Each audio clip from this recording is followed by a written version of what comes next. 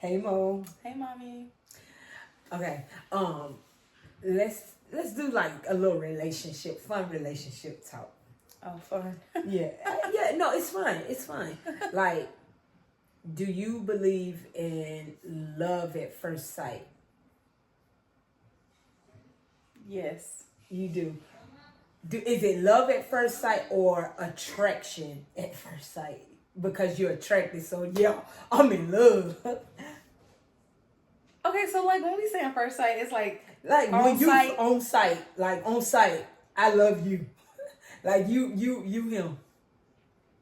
I have had an instance where I have been in a position like that, but I thought I was just overdoing it. And it wasn't because I thought they were attractive, because in the beginning they weren't attractive to me. Oh, okay. I know exactly what you're talking about. What? Okay. Because I guess I wasn't looking for that. So when I first, it wasn't that for me. But like we were talking, and I was like, oh, like, whoa, this is like mind-boggling. I was like, Mind-boggling is crazy. So I'm thinking like, hi, sweet face. Come give the mama some love. Hey, Snacks. Hey, Snacks. So you think that was love at first sight or attraction? You was attracted to them, and then when y'all began to talk and the relationship began, then it became love, or you sticking with it was love at first sight? It was, I would say love at first sight. Auntie Bella, you want to come again? The dog. Come on. So you sticking to it? Yes, only because. So you believe in it? No. I'm just saying. Let me tell you. Okay, so in Stand the camera, girl. I think it's a such thing because my thing is, okay, so that's why I said it was mind-boggling, because in my mind it was like I could possibly be delusional, but it's like the first conversation is like, I'm sure if we hit off on something for real, that'd be something crazy. And so you start imagining all this stuff, but you don't really tell the person you love them. It's just like you think this stuff. So my imagination went wild based off of our first interaction together. Oh, that's cool. Well, you know. Only because you had the mannerism there, you had the conversation was there, and it was like, I didn't see this person attractive when I first seen them.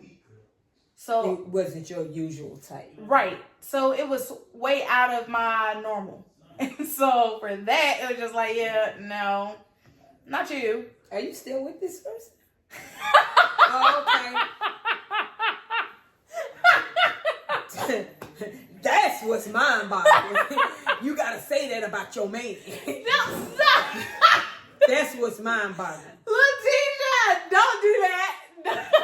You're closing your eyes like that. Because you got all proper. You got all, girl. Just say yeah. No, because it wasn't the attraction for me at first. Like I wasn't looking at him like, oh, you so handsome. It wasn't none of that. Like it was just like, okay, let's have a conversation. We was talking. I was like, oh my gosh, and then she about to repeat it, y'all. No, you realize. Like, oh my gosh, you realize you got here at 8:00 and it's 5, 6 in the morning, and we just sitting here talking. Like Don't matter. So I'm saying, so in that moment, you learn so much about a person, and it's like I could probably do my life with you for the rest of my life. Hint: we have a kid now.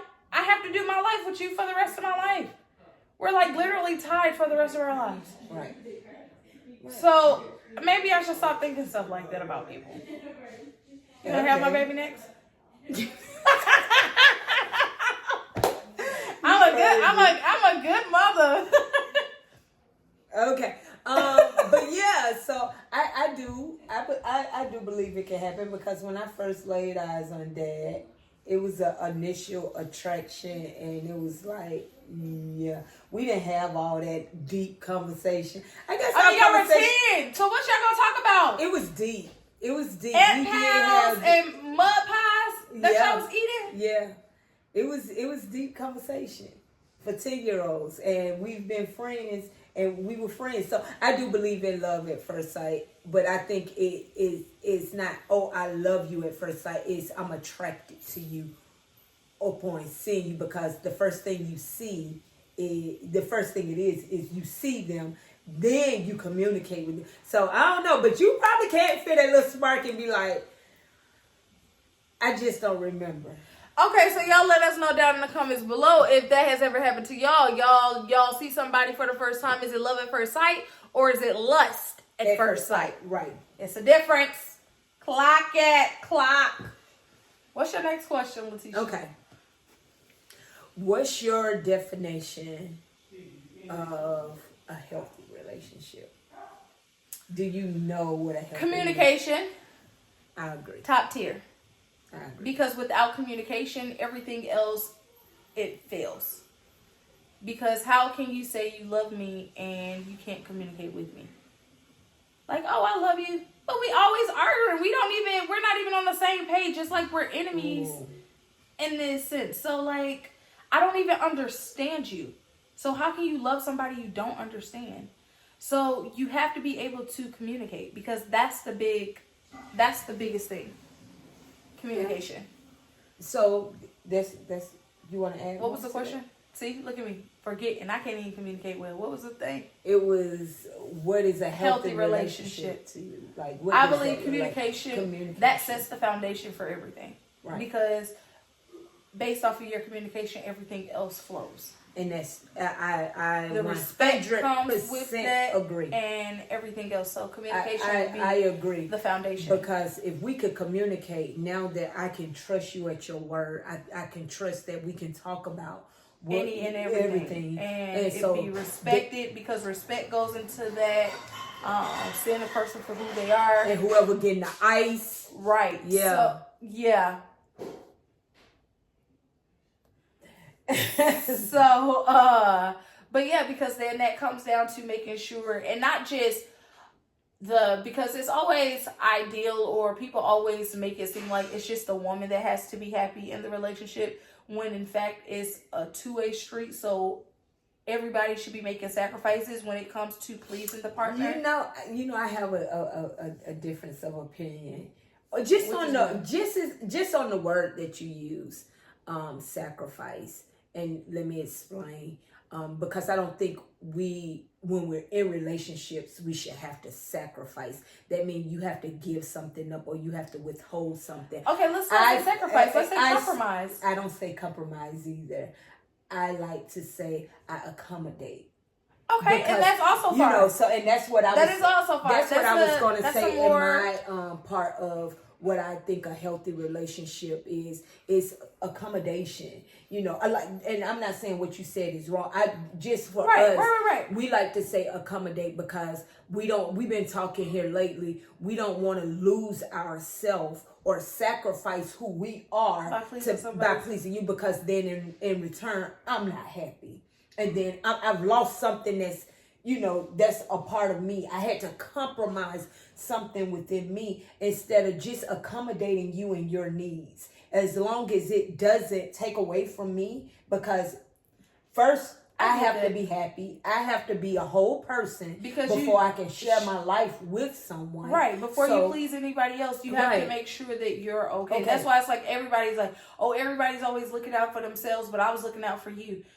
I think that's the thing to the game. Everybody is worried about themselves. So you have to make sure you're okay before you can make sure somebody else is okay. Right. And so some people may not be able to take it like that. So let's put it as an example. If you were sick and your child was well, you don't want to go around your child because you don't want to make that child sick. Right. So in order to do that, you're going to make sure you take care of you first before you can take care of somebody else. That's true. But sometimes you have to go around your child. Sometimes you do, but I was just using that as an example so that it can be like in layman's terms. So that it can. But no, I feel like so let's say accommodate then. But in that aspect, it's still, everybody in a relationship should feel secure. Everybody in a relationship feel safe, respected. And all of that still comes down to communication, because you still have to communicate that with your partner, because you have to be that's able the foundation. communicate your needs, your wants, and be able to communicate who you are as a person so that they will understand, to see if it's something that they can accommodate. Because if they can't accommodate, then they're going to be sacrificing or compromising, and then what happens? Then they have regret. They have resentment because they've lost a part of them. So it's like I'm gonna grudgefully accept this, and then later on I'm gonna resent it because. And then that's why we always hearing it thrown back up in our face or something. Because and I'm saying really just as people, because it wasn't something that was wanted in the first place, and which again you should have communicated that. Exactly. So that's the foundation, is communication. In my opinion. In my humble opinion, and communication is top. Steve, get out. And that is something that I'm actually working on, because I realized that, like, me and Kendall was talking the other day, and I was just like, I don't like confrontation. So when stuff like that happens, it's because of this, because we actually listened to a book about communication. And so I was like, he was like, well, no, I don't think that's that. I think it's when you're not put in positions where you have to communicate with people, it can come off like, oh, I don't want to be combative because you're scared of actually saying what you feel and how you feel. And so in that instance, it was like, for example, when your parents, they've always told you, hey, you can come to us, talk to us. And you never went through that to open that door to actually do that. And it wasn't because you didn't want to be combative. It could be that you was insecure in actually communicating what you felt and the things like that. And I was like, well, I guess I never really even looked at it like that. But I guess in a way I could look at it and to me, I just didn't think anybody would see that. It was like, I did look at that as an insecurity, because I'm looking at the next person like, oh, they're so much smarter than me. I may say something that does not resonate or that's like off topic, and then I'm the one that's looking crazy instead of just communicating exactly how I felt or in that moment. And so he was like, yeah, that would be considered insecurity. And so in the part that we're in now, it's going into that. Some people, you have people that are open that'll talk, and then you have those people that are, I would consider like me. It's just like, yeah, I'm just not going to even deal with it. Like, pretty avoidant. I'm going to avoid the whole situation. First, because I don't want to have to argue with anybody, and then I don't want to lose myself in the topic, and then we looking like, wait, what the hell was we even arguing about? Because now you on something else. And so I was looking at that, I was like, oh, I guess I could look at that as an insecurity, because I have always, even though I have never told anybody that, I've always looked at that as an insecurity, and that people were smarter than me in most conversations that we were having. So I would dummy down or not say anything at all, because I was afraid that I wasn't going to be on topic of what everybody was talking about. So, yeah, working on that part and communicating and telling people exactly how I feel in that moment, and not just assuming and letting my imagination go out in that instance. Yeah. So, like a few weeks ago when we was talking, and we had that little splat. Wasn't a real splat. She's still bringing it up. Y'all might see this in a video before that. I'm just saying. She's still bringing that conversation. No, I'm just saying. Like, remember how we did that? Instead of me, I could have just like, you're Mom. right. But I'm just saying. No, I could have just like, oh, okay, Mom. But because I've actively been working on the way that instead of just holding it and then just be like, I've been actively working on telling people if something makes me uncomfortable right then and there, regardless of what they think about it, at the end of the day, I still need you to hear me and know that that was not okay for me. And then we can get to some kind of resolution. But I'm not going to just let you think you got the upper hand and, But communication for me. Okay, yeah. That's it for me. That was her TED Talk, y'all. No, I was just saying. I'm actually that was a good one, because I'm actually working on that. And working on communicating and expressing myself for real. So no, and I get that. But yeah, so for me, a healthy relationship, and I'm gonna be short and sweet because she pretty much summed it up. A healthy relationship to me looks like two people that are able, or not just two people, whoever is you're communicating with, because it doesn't have to be romantic. In a relationship, it doesn't have to be romantic, is communication.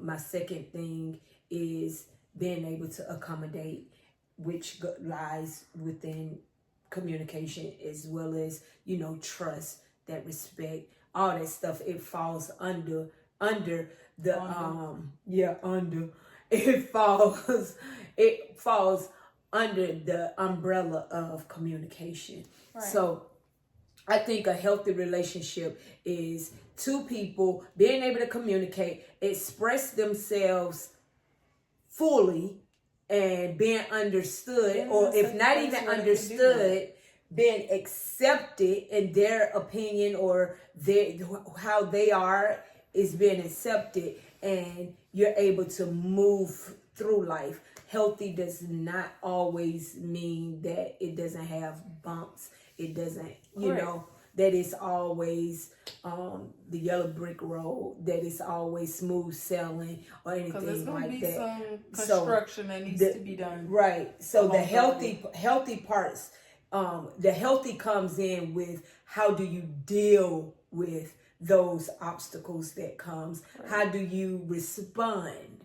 You know, because that's our responsibility. We have the responsibility to respond, to act, to, you know. Mm-hmm. So I think that was another thing, top tier. But that was another thing. For instance, I can use this as an example because you may be able to use it, probably not, you know.